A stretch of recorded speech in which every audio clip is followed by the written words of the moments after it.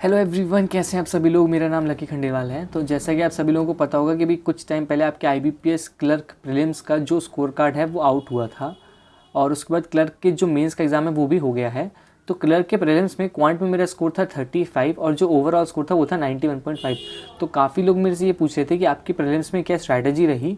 तो मैं ये वीडियो लेके आ रहा हूँ। इसमें मैं कंप्लीट जो भी मेरे सोर्सेज थे, क्या एप्लीकेशंस मैंने यूज़ करे, क्या बुक्स यूज़ करी, कंप्लीट मैं डिटेल्स पूरी स्ट्रैटेजी इस वीडियो में आप सभी लोगों के साथ शेयर करूंगा। तो सबसे पहले मैं आप लोगों को मेरा स्कोर कार्ड बता देता हूँ।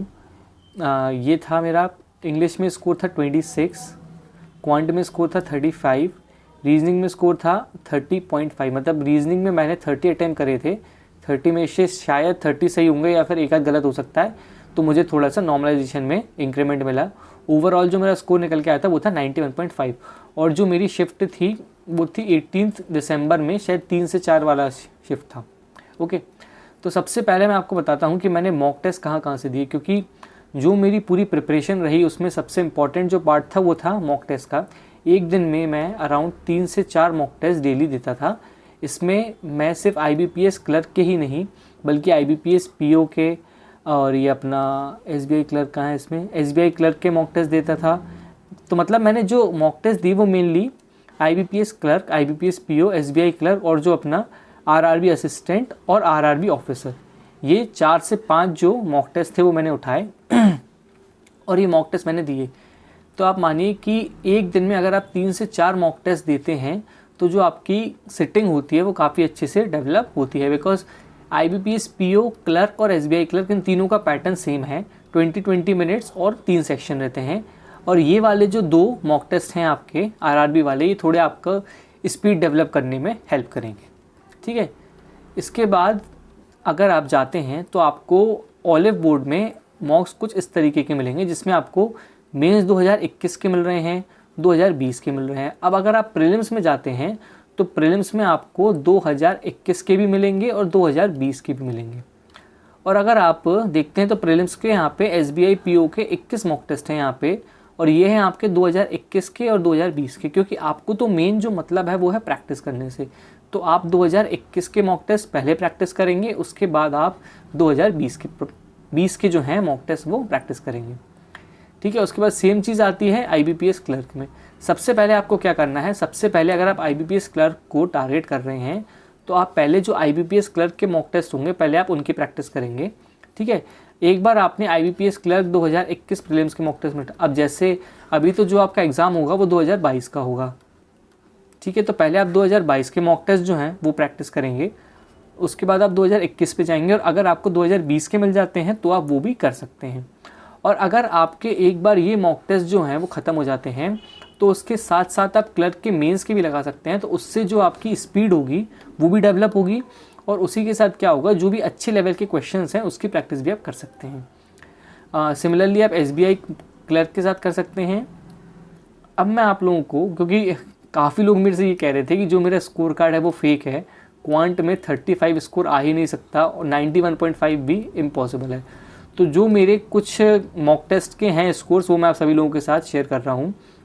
इसमें आप देखेंगे क्वांट में है 32.5, ओवरऑल जो है परसेंटाइल वो है 99.4। ठीक है, इसमें क्वांट में है 31.5, क्वांट की जो है परसेंटाइल वो है 99.5। हाँ, मुझे जो मेन मेहनत लगी वो थी रीजनिंग में। रीजनिंग में आप देखें जो परसेंटाइल है वो है 68.8, बट जो ओवरऑल है सिर्फ क्वांट के चक्कर में वो है 95.9। यहाँ पे भी आप देखें क्वांट में थोड़ी सी कम है, रीजनिंग में थोड़ा सा है इम्प्रूवमेंट और टोटल जो है वो है 95.6। मतलब मैं आपसे ये कह रहा हूँ कि जो आपकी परसेंटाइल है ओवरऑल, अगर आप UR कैटेगरी से हैं तो वो एटलीस्ट 95 के ऊपर होना चाहिए।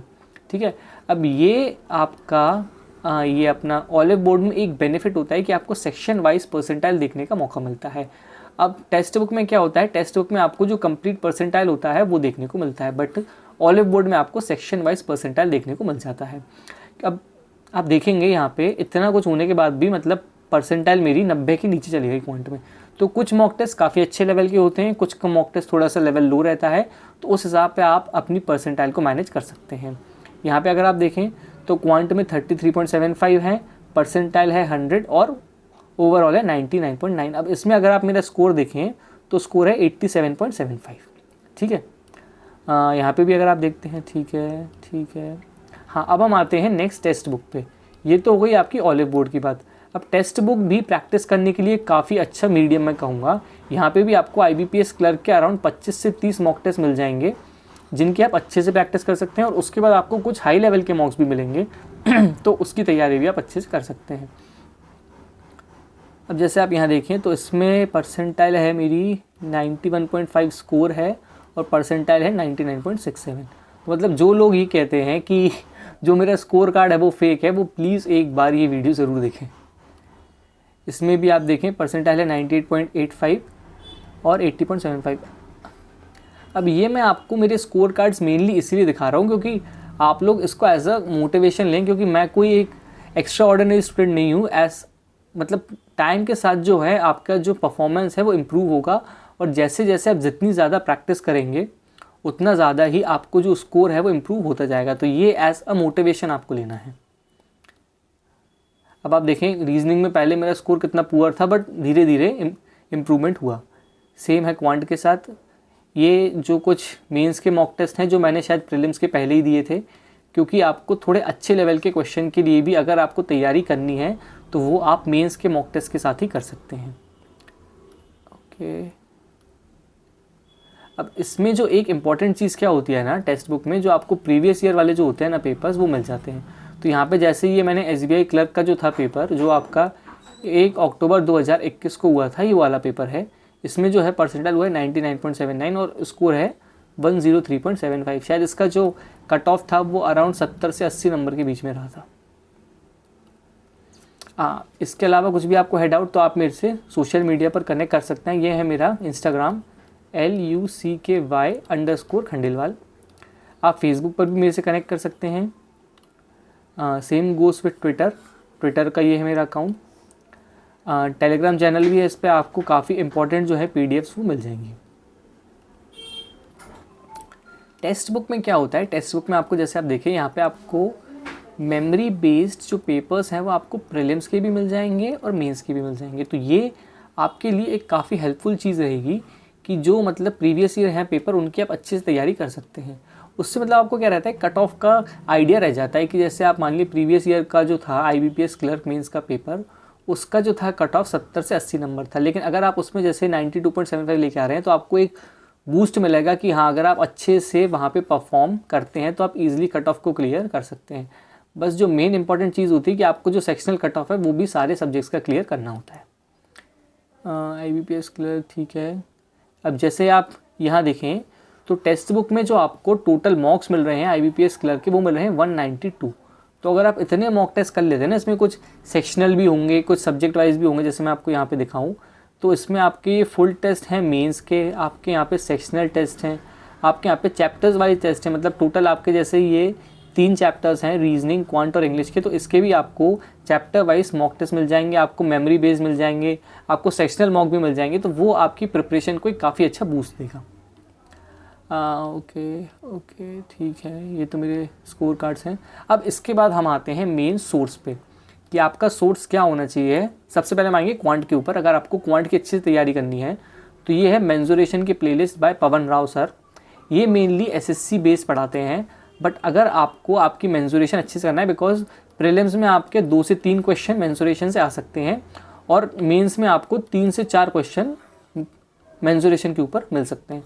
तो अगर आपको मेंसुरेशन की अच्छी तैयारी करना है तो आप जो इनके जो बेसिक वाले हैं वीडियोस वो देख सकते हैं। और इसका सबसे अच्छा बेनिफिट क्या होगा कि मैं जो ये पूरी प्लेलिस्ट है इसकी मैं लिंक्स आपको नीचे डिस्क्रिप्शन में प्रोवाइड कर दूंगा, तो वहाँ से आप इजीली तैयारी कर सकते हैं। मेंसुरेशन के बाद जो सबसे इंपॉर्टेंट टॉपिक आता है वो आता है परसेंटेज का। परसेंटेज या तो आप रेमो सर से पढ़ सकते हैं, अदरवाइज़ राकेश यादव सर ने जो ये उनका 7 घंटे का वीडियो है वो उनके चैनल पर है अपलोडेड। ये सारी जो है लिंक्स आपको नीचे डिस्क्रिप्शन में मिल जाएंगी। तो अगर आप ये 7 घंटे का वीडियो अच्छे से देख लेते हैं तो परसेंटेज आपका काफ़ी अच्छे तैयार हो जाएगा। परसेंटेज के बाद हम आते हैं प्रॉफिट एंड लॉस पे। प्रॉफिट एंड लॉस के शायद दीक्षित सर के 2 पार्ट हैं, पार्ट 1 और पार्ट 2, तो वो भी मैं आपको लिंक नीचे प्रोवाइड कर दूंगा। उसके बाद प्रॉफिट एंड लॉस आप रेमो सर से ही पढ़ सकते हैं। मतलब मैं आपसे ये कहूँगा जो सबसे इंपॉर्टेंट चीज़ें हैं वो हैं percentage, profit and loss, ratio proportion और मिक्सचर एलिगेशन। ये 3 से 4 टॉपिक अगर आप अच्छे से कर लेते हैं ना तो आप मतलब प्रीलिम्स में 30+ तो ईजिली स्कोर कर सकते हैं, और मेंस में भी जैसे आप 50 क्वेश्चन आते हैं तो उसमें आप 35+ क्वेश्चंस ईजिली कर सकते हैं। इसी के साथ आपको क्या करना होगा, आपको कैलकुलेशंस भी आपके स्ट्रॉन्ग करने होंगे। उसके बाद compound interest Rakesh Yadav sir से आप पढ़ सकते हैं। मिक्सचर दीक्षित सर ने बहुत अच्छे से पढ़ा रखा है, ये आप यहाँ से पढ़ सकते हैं। रेशियो प्रपोजन पार्टनरशिप और प्रॉब्लम्स ऑन एजेस, ठीक है, ये रेमो सर ने पढ़ा रखा है और दीक्षित सर ने भी पढ़ा रखा है। और उसके बाद टाइम स्पीड डिस्टेंस या अभिनय सर ने बहुत अच्छे से पढ़ा रखा है, वो आपको यहीं से पढ़ना है। और इसके बाद अगर आपको कुछ भी डाउट है तो जो ये राकेश यादव सर के क्लास नोट्स आते हैं ना मैथ्स के, ये सिर्फ एसएससी के लिए ही नहीं बल्कि बैंकिंग के लिए भी बहुत रेलेवेंट हैं, क्योंकि जो बैंकिंग का अरिथमेटिक होता है वो एसएससी से कंपैरेटिवली थोड़ा सा लो रहता है, ठीक है, मतलब जो प्रीलिम्स का रहता है। बाकी मेंस में बैंकिंग का लेवल काफ़ी अच्छा रहता है, और आपकी पूरी जो अरिथमेटिक है वो आप इस क्लास नोट से अच्छे से तैयार कर सकते हैं। उसके बाद आपको क्या करना है, सबसे इंपॉर्टेंट चीज़, आपको 1 से 50 तक के तो कम से कम स्क्वायर याद होने चाहिए, ठीक है, 1 से 30 के आपको क्यूब याद होने चाहिए, और जो आपको स्क्वायर रूट हैं, चल तो ठीक है, अगर मतलब ये याद है तो स्क्वायर रूट तो याद हो ही जाएंगे। स्क्वायर रूट आपको कम से कम 1 से 10 तक के याद होने चाहिए, क्योंकि ये कभी कभी आपके अप्रॉक्सीमेशन में बहुत हेल्पफुल होते हैं। ओके, इसके बाद हम आते हैं रीजनिंग पे। रीजनिंग की अगर आपको पजल स्ट्रॉन्ग करनी है तो अंकुश लांबा सर का पज़ल का आप करेंगे सर्च। उनका ये शायद 5 घंटे का एक वीडियो है और 4 घंटे का एक वीडियो, जिसमें उन्होंने अराउंड 1000 पज़ल सॉल्व करवाई हैं। तो अगर आप ये 2 वीडियोस देख लेते हैं ना, तो आप मानिए कि पज़ल सेटिंग अरेंजमेंट और ये सब जो चीज़ें होती हैं आपकी, इससे बाहर कुछ भी नहीं होगा। आप मतलब भगवान बन जाएंगे पज़ल सॉल्व करने के, मैं ये कहूँगा। तो आपको ये 2 वीडियोज़ तो देखना ही है। आप स्पीड 1.5x करके ये वीडियोज़ देख सकते हैं, ठीक है। उसके बाद स्लॉग्स का ये है, शायद अपने बैंकर्स पॉइंट वाले सर हैं, इनकी भी मैंने लिंक आपको नीचे प्रोवाइड कर दी है, तो वो आप वहाँ से पढ़ सकते हैं। कुछ ज़्यादा ही जूम हो रहा था, ठीक है। उसके बाद हम आते हैं इंग्लिश पे। तो इंग्लिश के लिए जो सबसे इम्पॉर्टेंट बुक है ग्रामर के लिए, वो है नीतू सिंह मैम की वॉल्यूम 1। ये अगर आप इसमें शायद 14 या 15 चैप्टर हैं, अगर आप वो 14 या 15 चैप्टर अच्छे से कर लेते हैं ना, तो आपकी ग्रामर कहीं नहीं जा रही है। मतलब आपकी ग्रामर बहुत अच्छे से तैयार हो जाएगी अगर आप ये 14-15 चैप्टर को 3 या 4 बार अच्छे से रिवाइज कर लेते हैं तो। उसके बाद जो आपकी रीडिंग की हैबिट है, वो आपको ये जो 151 एसेज वाली बुक है ना, ये आपको पढ़ना होगा। इसका आप लेटेस्ट वर्जन मंगाइए, तो उसमें आपको करंट के भी कुछ टॉपिक्स मिलेंगे। तो उससे क्या होगा, जो आपकी रीडिंग स्किल्स हैं वो इस बुक से काफ़ी अच्छे से डेवलप हो सकती हैं। उसके बाद अगर आप चाहें तो ये जो वर्ड पावर आती है बाय नॉर्मन ल्यूइस, इसको भी आप रेफ़र कर सकते हैं। अब मैं कुछ एप्लीकेशंस पे आता हूँ। जो मेरी कैलकुलेशन इतनी अच्छी है उसका मैं पूरा क्रेडिट दूंगा इस एप्लीकेशन को, जो है मैथ मास्टर एप्लीकेशन एक काफ़ी अच्छी एप्लीकेशन है। यहाँ पे आपको power, multiplication, division, addition, equations और मतलब काफ़ी अच्छे टॉपिक्स में काफ़ी अच्छे लेवल के क्वेश्चन आपको मिलेंगे। तो इससे क्या होगा, जो आपकी कैलकुलेशन है, जो ओरल कैलकुलेशन होती है, मतलब विदाउट पेन जो आपको कैलकुलेशन करना होता है, उसको काफ़ी बूस्ट मिलेगा। तो इस एप्लीकेशन को आप ज़रूर डाउनलोड करिए। सॉरी। उसके बाद जो आपके आर्टिकल्स होते हैं वो आप इंडियन एक्सप्रेस से रीड कर सकते हैं। इंडियन एक्सप्रेस के साथ जो टाइम्स ऑफ इंडिया है, वहाँ से भी आप आर्टिकल्स रीड कर सकते हैं। इससे क्या होगा, आपकी रीडिंग हैबिट जो है वो डेवलप होगी और वो आपकी रीडिंग कॉम्प्रहेंशन में, क्लोज टेस्ट में जो PQRS आते हैं उसके लिए काफ़ी हेल्पफुल रहेगी। अब जो हम कुछ टिप्स मैं आपको लास्ट में देना चाहूँगा, तो सबसे इंपॉर्टेंट चीज़ है वो है understanding the pattern of the exam. तो आपको पता होना चाहिए कि IBPS आपसे क्या डिमांड कर रहा है। सबसे इंपॉर्टेंट चीज़ होती है कैलकुलेशन के साथ प्रीलिम्स में आपको चाहिए स्पीड, और स्पीड के साथ आपको इंग्लिश में चाहिए जो भी आपकी रीडिंग और रीडिंग की स्किल्स होती हैं वो इंग्लिश में आपके लिए काफ़ी हेल्पफुल रहेंगी। तो वो कहाँ से डेवलप होंगी आपकी, वो होंगी ये जो एप्लीकेशन है, यहाँ पे आपको जब आर्टिकल्स रीड करेंगे तो यहाँ से आपकी रीडिंग स्किल्स अच्छे से डेवलप होंगी। और रीजनिंग में आपको क्या करना है, सबसे ज़्यादा आपको करना है प्रैक्टिस। और मैं ये कहूँगा एक दिन में आपको प्रीलिम्स के लिए एटलीस्ट 3 से 4 मॉक टेस्ट तो लगाने, मतलब स्टार्टिंग फेज में पहले आप जो आपके टॉपिक्स हैं उनको स्ट्रॉन्ग करें, उसके बाद आप एटलीस्ट 3 से 4 मॉक टेस्ट जो हैं वो रेगुलरली लगाएं। और आप ऑलिव बोर्ड के अलावा टेक्स्ट बुक से लगा सकते हैं सॉरी टेक्स्ट बुक के अलावा आप ग्रेड अप से भी लगा सकते हैं। ओके, उसके बाद नेक्स्ट इंपॉर्टेंट क्वेश्चन आता है कि आपको डेली कितने घंटे पढ़ना है। तो ये क्वेश्चन ही गलत है। मैं आपको बताता हूँ कि आप मानिए जैसे आपको 1000 क्वांट के क्वेश्चन है वो 5 दिन में करना है, तो क्या आप 2 घंटे डेली अगर आप पढ़ेंगे तो क्या आप श्योरिटी से कह सकते हैं कि आप 1000 क्वेश्चन 5 दिन में कर सकते हैं? नहीं। तो आपको क्या करना है, आप जो आपकी स्टडी रहेगी वो गोल ओरिएंटेड करेंगे, मतलब डेली आपको 200 क्वेश्चन करना है तो आप 5 दिन में ईजिली कर सकते हैं। लेकिन अगर आप 2 घंटे डेली पढ़ते हैं तो उस चीज़ की श्योरिटी नहीं होगी कि आप 1000 क्वेश्चन 5 दिन में कर पाएंगे या नहीं। नेक्स्ट जो है, do not focus on difficult questions. Difficult questions पे आपको ज़्यादा फोकस नहीं करना है, रॉन्ग क्वेश्चंस तो छोड़िए। Focus on basics rather than tricks, मतलब आपका जो फोकस होना चाहिए मेनली वो होना चाहिए बेसिक्स पे, क्योंकि बेसिक्स अगर आप स्ट्रॉन्ग अपने कर लेते हैं तो ट्रिक्स आप ऑटोमेटिकली अपने हिसाब से डेवलप कर सकते हैं। और जो नेक्स्ट इंपॉर्टेंट चीज़ वो है मॉक टेस्ट। मॉक टेस्ट काफ़ी ज़रूरी होते हैं, तो जैसे मैंने आपको बताया आपको 3 से 4 मॉक टेस्ट तो रेगुलरली देने ही हैं। अगर आप 3-4 भी नहीं दे पाते हैं तो मिनिमम आप मान के चलिए कि आपको 2 मॉक टेस्ट तो रेगुलरली देने होंगे, और जितना हो सकता है सोशल मीडिया से दूर रहें। डेली के आपको टारगेट फिक्स करना है, जो आपका कॉन्फिडेंस है, सेल्फ कॉन्फिडेंस, उसको आपको काफ़ी हाई रखना होगा। आपको the art of skipping the question को ये सीखना बहुत ज़रूरी है, क्योंकि ये आपकी डेवलप होगी मॉक टेस्ट से। किसी भी एक क्वेश्चन पे आपको अटक के नहीं रहना है, तो आप कोशिश करिए कि अगर आपके शिफ्ट में कोई डिफ़िकल्ट क्वेश्चन है तो उसको आप स्किप करें। उसमें अगर आप 2 से 3 मिनट देंगे, उसकी जगह आप आगे बढ़िए और आगे आपको ईजी क्वेश्चन बन सकते हैं, और 2 से 3 मिनट में आप 3 या 4 ईजी क्वेश्चन सॉल्व कर सकते हैं। मतलब जितना टाइम आप एक क्वेश्चन में लगाते उसकी जगह आप 3 से 4 क्वेश्चन सॉल्व कर सकते हैं। और जो नेक्स्ट इंपॉर्टेंट चीज़ है वो learn the use of options, क्योंकि आप जैसे बैंकिंग में आपको 1, 2, 3, 4, 5 ऑप्शन दिए हैं तो 5 में से एक ना एक तो डेफिनेटली सही होगा। तो अगर आपके पास आप किसी क्वेश्चन में आपने पढ़ा और बहुत सारे क्वेश्चंस ऐसे होते हैं जो डायरेक्टली आपके ऑप्शन से सॉल्व हो जाते हैं, तो कोशिश करिए कि ऑप्शंस का यूज़ आपको करना सीखना होगा, और ये जो आपकी स्किल है ये भी डेवलप होगी मॉक टेस्ट के बाद ही। जो नेक्स्ट इंपॉर्टेंट चीज़ है वो है रिवीजन। जैसे रिवीजन आपको कहाँ काम में आएगा, रिवीजन आएगा आपको काम में इंग्लिश में। इंग्लिश के जो रूल्स हैं ग्रामर के वो आपको रिवीजन से ही स्ट्रॉन्ग होंगे, और आपके जो मैथ्स के फार्मूलेज वगैरह होते हैं, जो मेंसुरेशन के होते हैं फार्मूलाज, वो आपके रिवीजन से स्ट्रॉन्ग होंगे। Fix the time for YouTube का टाइम आपको फिक्स करना होगा।